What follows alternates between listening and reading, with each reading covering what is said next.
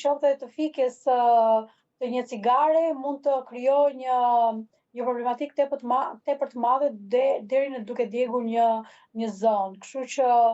unë mendoj që duhen marrë masat nga vetë qeveria, sepse në momentin që ne kemi pas zjarre, kemi pas dhe vështirësi në shuarjen në kohë të zjarreve, por nga ana tjetër edhe vetë individët duhet jenë tepër të kujdesshëm. Ne shohim që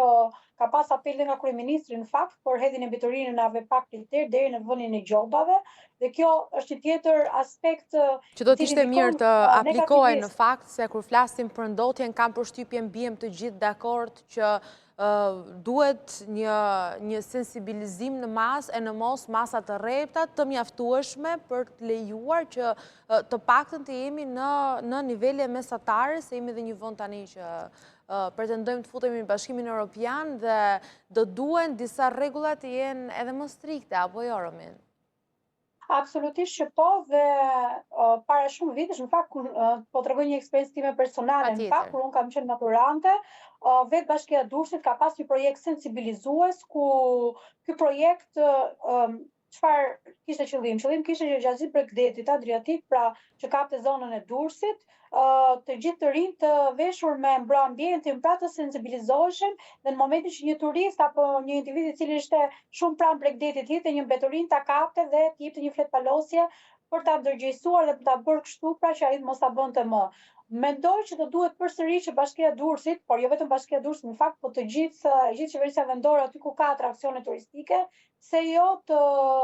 mbledhet student apo ndoshta edhe maturant apo dhe të rinj në kuadrin e projektit, me qëllim që të sensibilizojë të gjithë qytetarët dhe jo vetëm dhe turistët për të mbrojtur ambientin, për të mos ndotur ambientin, sepse tham, nga një papërgjegjësi mund të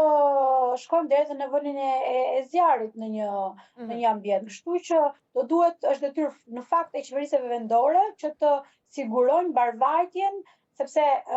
për shumë qytete në fakt është hapur dhe sezoni turistik, mbarvajtjen e sezonit turistik në të gjitha aspektet, dhe ku shumë e rëndësishme është dhe ndotja, por nga ana tjetër përveç ndotjes është dhe siguria. Ne kemi parë që përgjatë zonës bregdetare ka ndodhur dhe fatkeqësisht kemi pasur edhe raste të rënda, po. Po, dhe raste të rënda, ku në fakt strukturat akomoduese në stacionet e plazhit duhet të kenë rojën bregdetare, por duhet kuptojmë që 4 stacione plazhi kanë një rojë bregdetare